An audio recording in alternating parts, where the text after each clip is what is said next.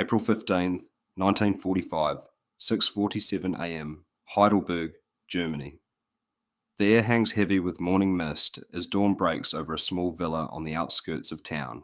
From narrow windows, lace curtains remain drawn, despite the distant thunder of approaching tanks. Inside, floorboards creak under nervous steps. 5 women huddle in an upstairs room, their breath visible in the cold air, faces pale and drawn in half-light. The rumbling grows louder, vibrating through the wooden frame, rattling a single glass bottle on the nightstand, remnant of the previous evening's visitor, an officer who will not return. Greta, 22, from Bavaria, with eyes once bright but now dulled by months in this place, peers through a crack in the curtains. American tanks materialize through the fog, metal beasts crawling up the narrow German street. Behind her, Elsa grips a small paring knife, the only weapon they've managed to conceal. Margot clutches a faded photograph of her family, thumb tracing the worn edge. Helena and Lotte say nothing, expressions frozen in the particular stillness that comes after prolonged fear has exhausted itself into resignation. "We must survive this too," Greta whispers, turning from the window. "It is what we are now." The others nod. They know the stories, what conquering armies do to women, what men do to women already designated as disposable.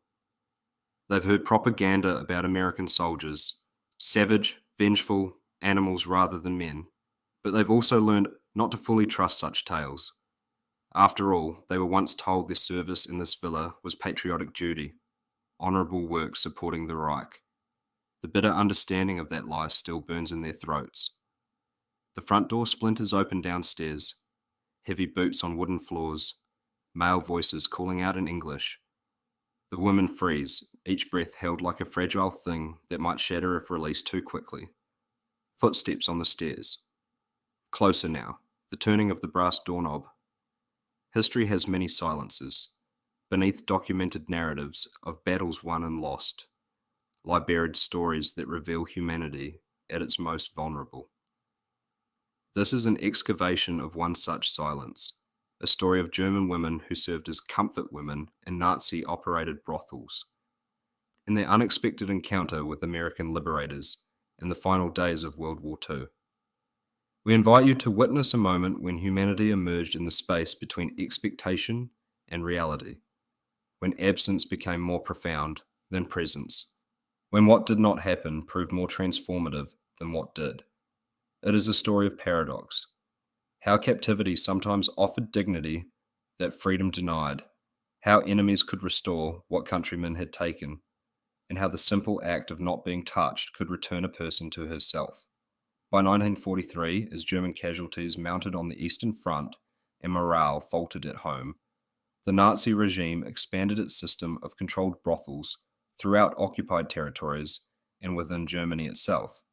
Unlike the notorious concentration camp brothels where Jewish women and political prisoners faced unspeakable horrors, these state-regulated establishments utilized German women, a fact largely erased from post-war narratives. The system operated with cold efficiency. Women were registered, given health examinations, and their productivity tracked. Documentation was meticulous, ledgers recording client numbers, duration, payments. The state took its percentage. This wasn't chaotic exploitation. It was exploitation systematized, given the veneer of order typical of the Nazi state. The women came from various backgrounds. Some had worked as prostitutes before the war and were forcibly registered. Others were coerced through economic desperation as bombing destroyed livelihoods and food grew scarce. Many were young women from rural areas, lured by false promises of legitimate work as waitresses, secretaries, or factory workers, only to find themselves trapped in a system nearly impossible to escape. Propaganda Minister Joseph Goebbels himself approved directives justifying these establishments as necessary for military morale and public health.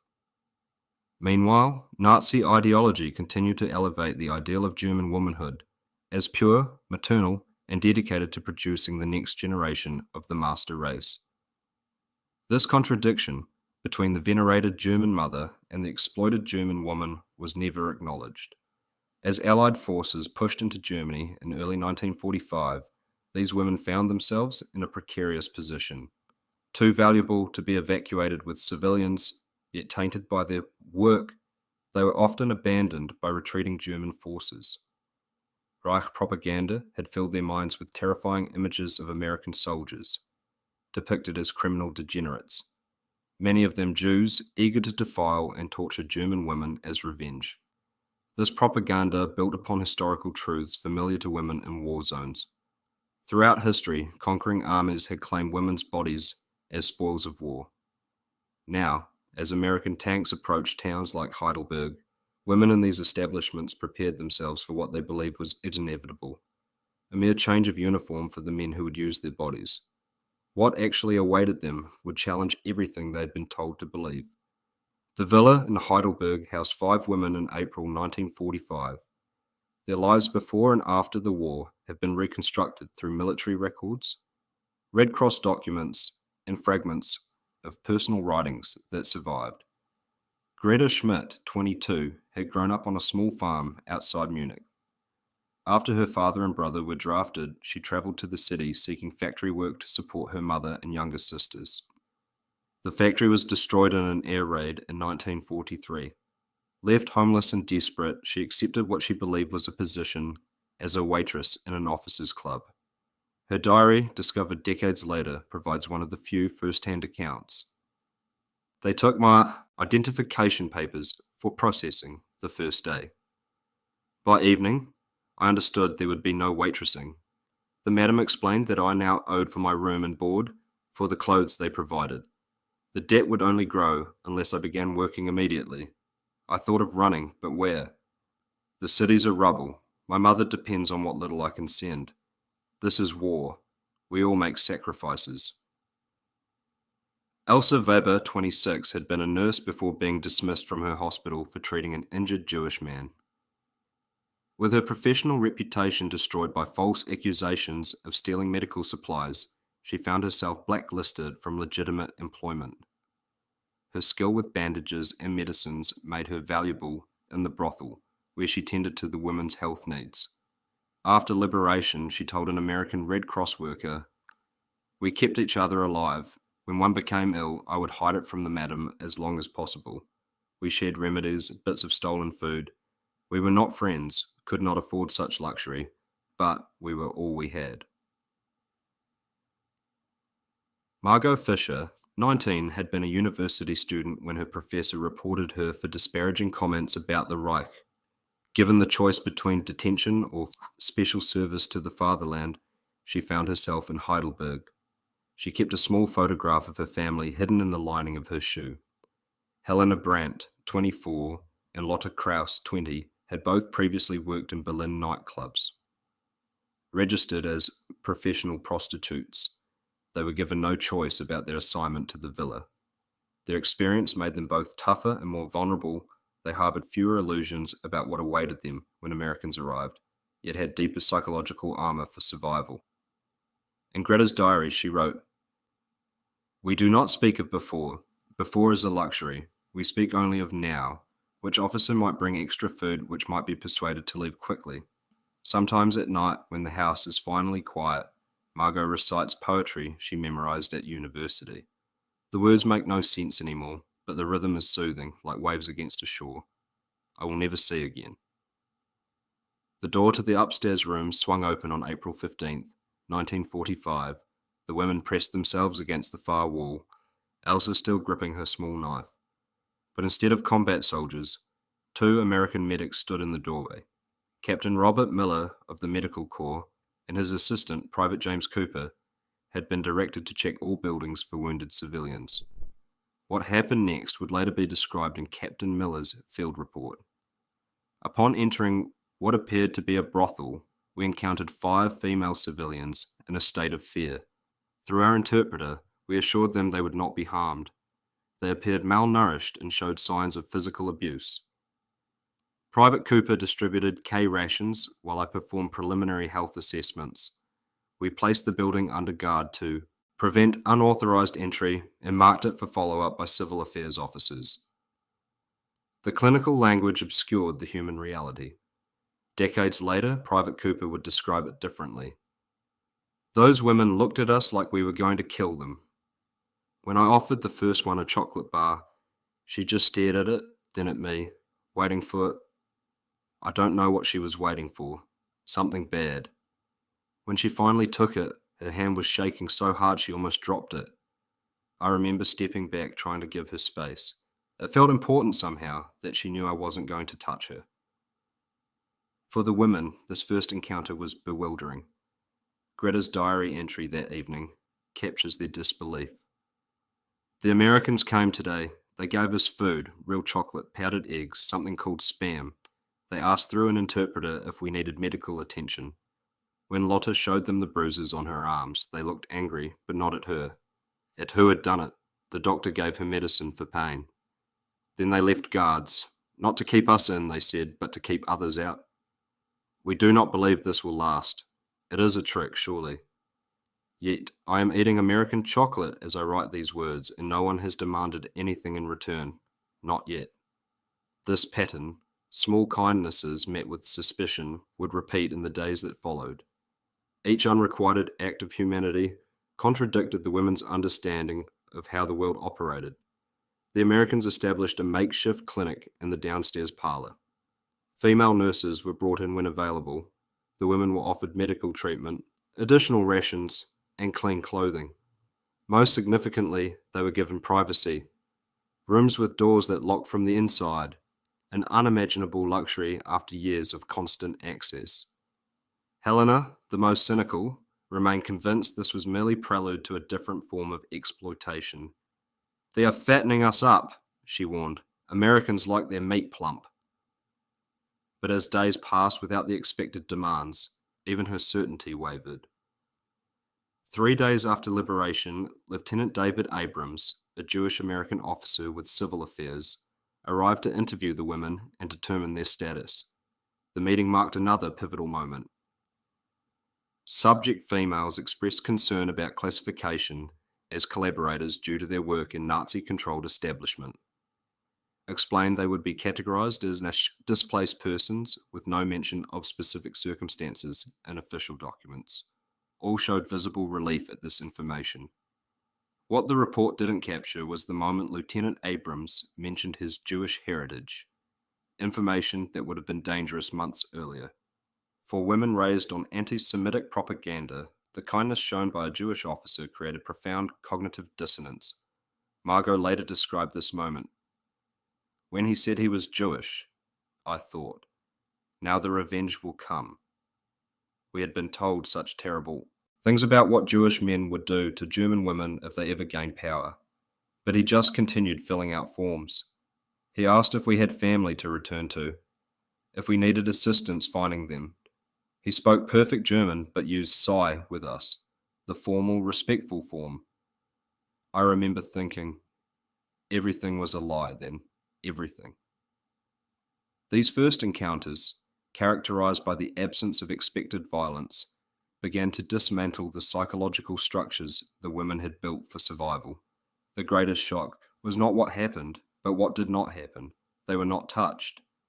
As April turned to May, the women found themselves in an uncertain limbo. They were free to leave, but had nowhere to go. Germany was in chaos. Cities lay in ruins. Transportation systems had collapsed, and millions of displaced people wandered the countryside. For the women, this period brought a gradual, disorienting return to agency. Small decisions, when to eat, when to sleep, what clothes to wear, which had been controlled for years, were suddenly theirs again. Greta's diary documents this tentative reclamation. Today I washed my hair when I wanted to, not when required for inspection. I ate breakfast at 10 o'clock instead of 7. Such small things should not feel like revolutions, but they do. Elsa says we must be careful not to attract attention. Old habits of invisibility are hard to break. But the guard, Private Reynolds, brought us a record player yesterday with Glenn Miller albums. To lift your spirits, he said through the interpreter. We took turns listening to Moonlight Serenade. Lotte even danced a little, though she stopped when she realized I was watching. We are still waiting for the moment when everything changes back, when the true demands are made clear. American soldiers assigned to guard the villa developed their own perspective. Private Frank Williams wrote in a letter home to his wife in Pennsylvania, "There's a house of German girls we're protecting. They were forced to entertain Nazi officers. If you understand my meaning, some of the guys wanted to move in on them right away, but Captain Miller shut that down hard. Court-martial for anyone who so much as makes them uncomfortable," he said. "Most of the fellas respect that. These girls have been through enough." Not all soldiers were so respectful. Incidents occurred across the American occupation zone where women faced sexual violence from Allied troops. But at the Heidelberg villa, vigilant leadership and the designation of the house as under medical supervision created a protective bubble. One evening in late May, an intoxicated American sergeant attempted to enter the villa with clear intentions.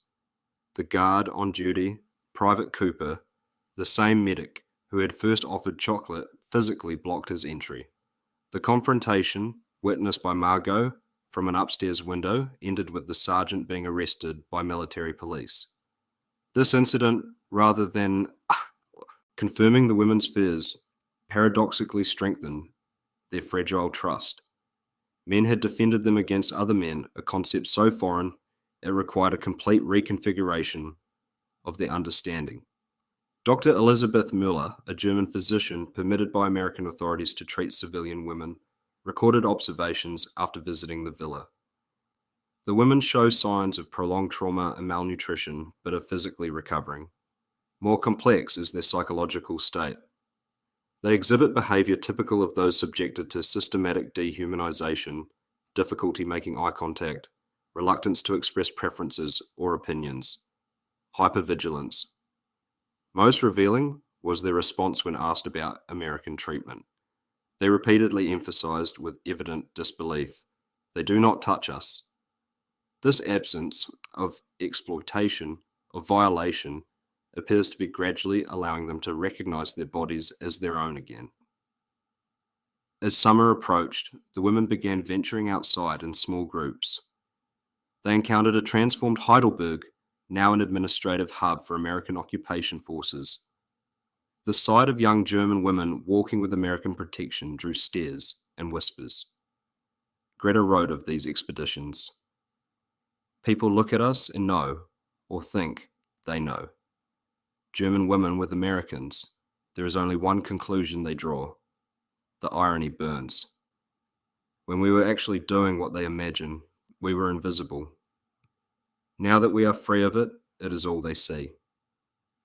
In July, Lieutenant Abrams returned with an offer. The women could work as translators or kitchen staff for American forces. The positions came with legitimate papers, housing in female staff quarters, and regular wages. It represented more than employment. It was rehabilitation, re-entry into society with protected status. Elsa and Helena accepted immediately. Margot hesitated, then agreed. Lotte declined, having made contact with surviving family in Bavaria. Greta, after a sleepless night, also accepted. Her diary entry reveals the weight of the decision. "I have said yes to the Americans. What choice is there, really? Germany is broken. My family's village is now in the Russian zone. The Americans treat us as people, not as bodies. Perhaps it is strategic kindness. They need workers, interpreters, help managing the chaos they now own. But their strategic kindness feels more honest than the patriotic duty that brought me to that villa. At least they offer fair payment for defined work. At least they ask." By August 1945, the Heidelberg villa was repurposed as an administrative office. The women had scattered, 3 to American employment, 1 to family, 1 to a displaced persons camp, before also finding American sponsorship. What united them now was a shared secret and bewilderment. They had expected new captors, but found men who saw them as human beings rather than commodities. By late 1945, the women from the Heidelberg villa were navigating profound psychological terrain. The collapse of the Nazi regime had removed their external structure. The unexpected treatment by American forces had dismantled their internal frameworks for understanding the world and their place in it. These women experienced what we might call compound dissonance. First, the dissonance between Nazi ideology of German womanhood and their actual treatment by German authorities.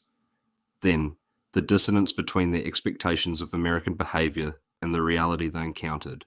The second shock, the shock of not being exploited, often proved more psychologically destabilizing than consistent mistreatment. Evidence of this appears throughout Greta's diary entries from autumn 1945. I find myself waiting for the moment when an American officer will make demands similar to what came before. My body tenses when I'm alone in a room with any man. Yet these moments pass without incident, and the anticipation exhausts me more than the former reality did. Is it possible to be traumatized by the absence of trauma, by the space where violation should be? For women conditioned to understand their value solely through their utility to men, being treated as workers, as translators, as human beings with skills beyond their bodies created a vacuum of identity.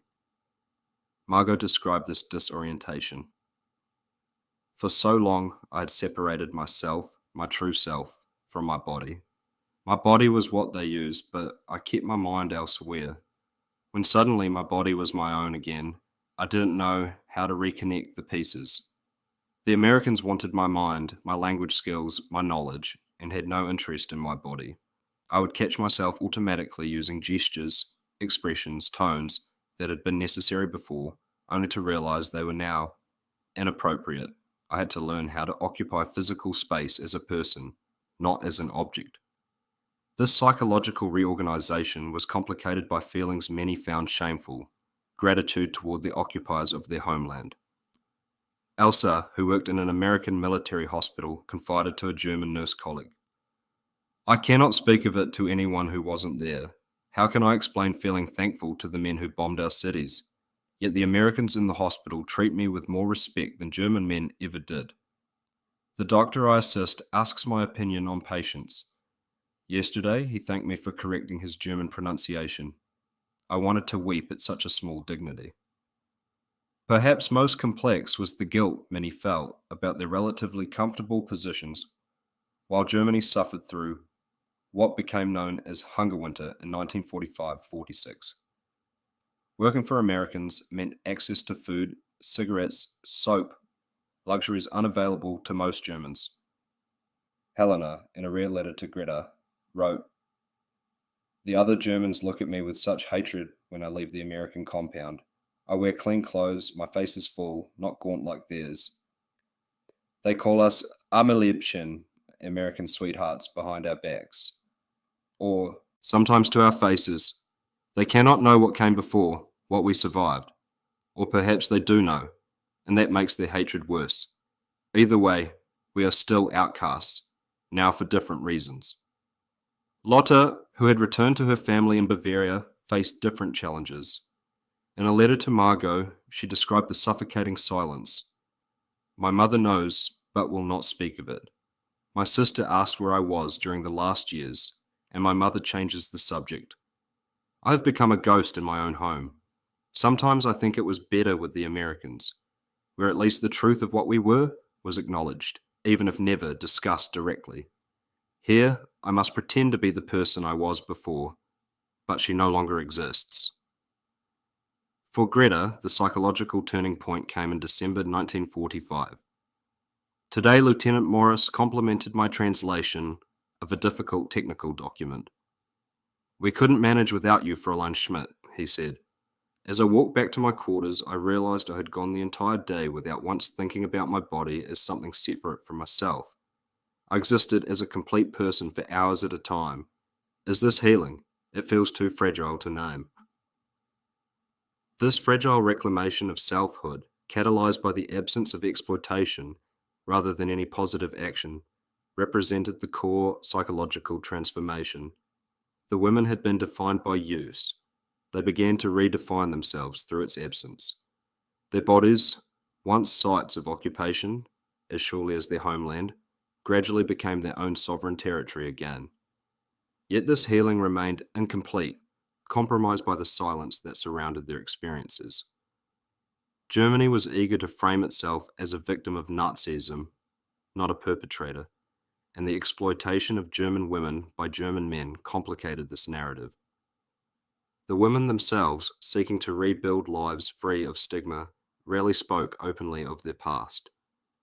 The immediate post-war years scattered the women from the Heidelberg villa across a changing world. Their divergent paths illustrated the limited options available to women with their background. Greta Schmidt's position as a translator led to an opportunity few German women received in 1946: sponsorship for immigration to the United States. The paperwork, processed through the War Department, carefully omitted details of her wartime experiences. She arrived in New York in October 1946, one of approximately 14,000 German nationals permitted entry in the first wave of carefully selected immigrants. In America, Greta settled in Cleveland, where her language skills secured her work with a manufacturing company. She married in 1952, an American engineer named Robert Taylor, who never knew the details of her life before immigration. Her naturalization papers listed her previous occupation simply as office worker. Margot Fisher followed a similar path but with a significant difference. She openly disclosed her past to the American literature professor she married in 1948. William Parker, who had served as a cultural affairs officer during occupation, had met Margot when she translated for his meetings with German university administrators. Their relationship was built on a foundation of painful honesty. Together, they moved to Massachusetts, where he taught at a small college, and she eventually completed the education interrupted by war. Elsa Weber remained in Germany, continuing her work in healthcare. The nursing credential denied to her during the Nazi period was restored through American intervention. She never married, dedicating herself instead to medical service in the rebuilding nation. Helena Brandt's path proved more difficult. After working for American forces until 1947, she returned to Berlin, now divided into occupation zones.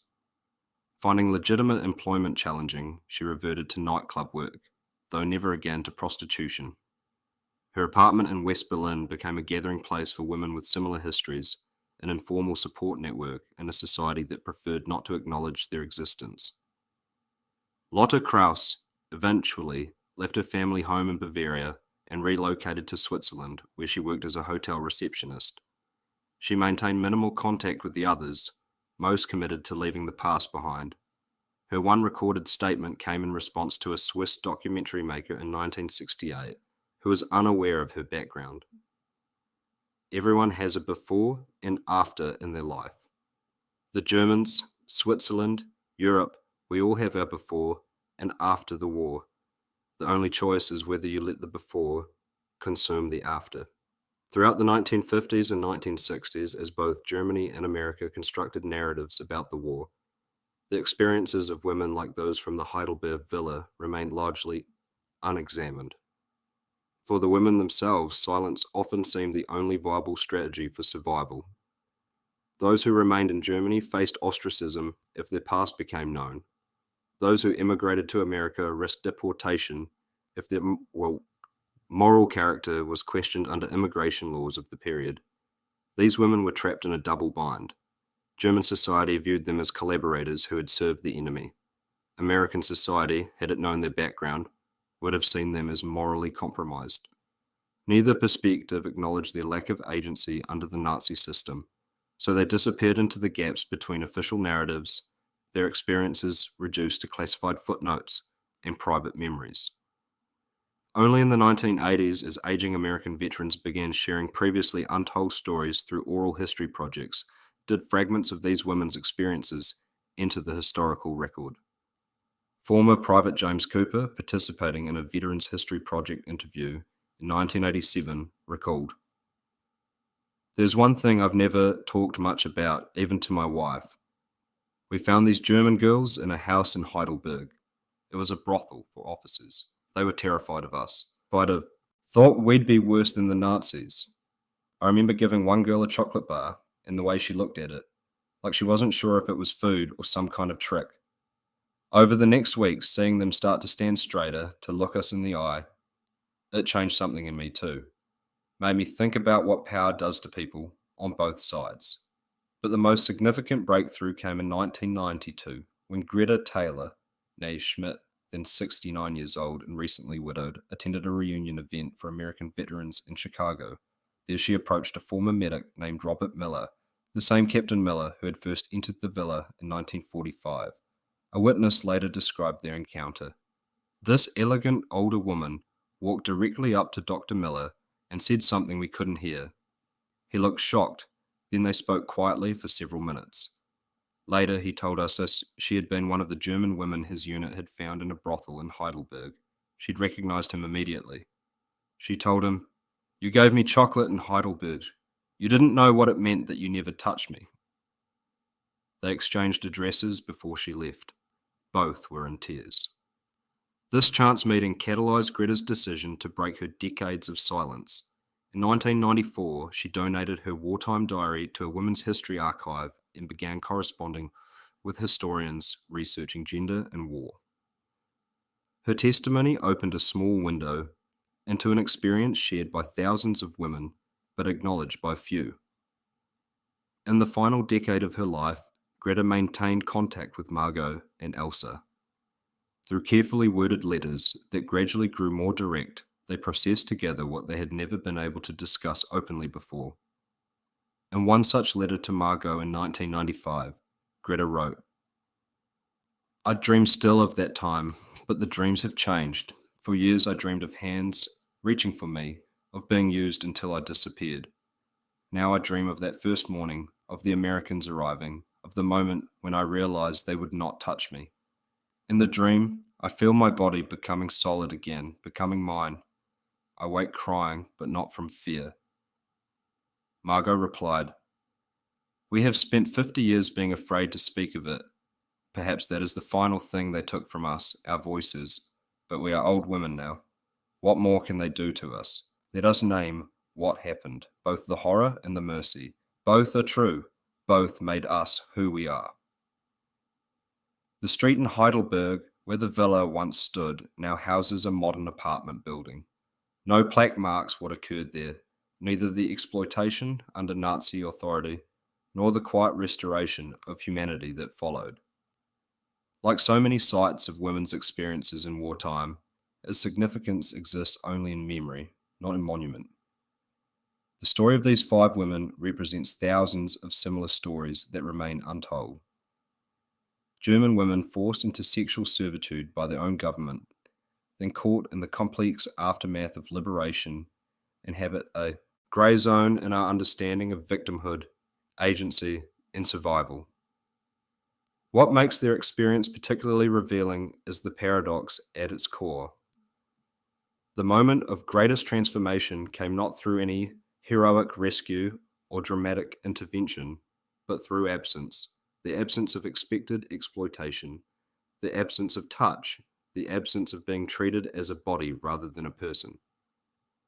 When Lieutenant Miller chose to post guards to protect rather than confine, when Private Cooper stepped back after offering chocolate, when Lieutenant Abrams spoke with formal respect to women he might have dismissed as moral casualties of war, they created space for humanity to cautiously re-emerge. These were not grand gestures, but small recognitions of personhood that contradicted years of conditioning. We tend to look for dramatic moments of liberation, gates flung open, chains broken. But for these women, liberation was the slow realization that their bodies were their own again. It happened not in a single moment, but across months of accumulated absence. Each day without violation, building a fragile foundation for selfhood to return. This narrative challenges our understanding of both war and healing. It suggests that sometimes the most profound act is not what we do, but what we refrain from doing. That power reveals itself not only in action, but in restraint, that humanity can be restored through the simple recognition of another's personhood. In 1992, when Greta approached Captain Miller at the Veterans Reunion, her words distilled this paradox to its essence. "You didn't know what it meant that you never touched me." The absence she referenced, of hands reaching for her body, of demands of exploitation, had become more significant than any action. What didn't happen had transformed her more deeply than what did. Their story reminds us that history is composed not only of what was done, but of what was withheld.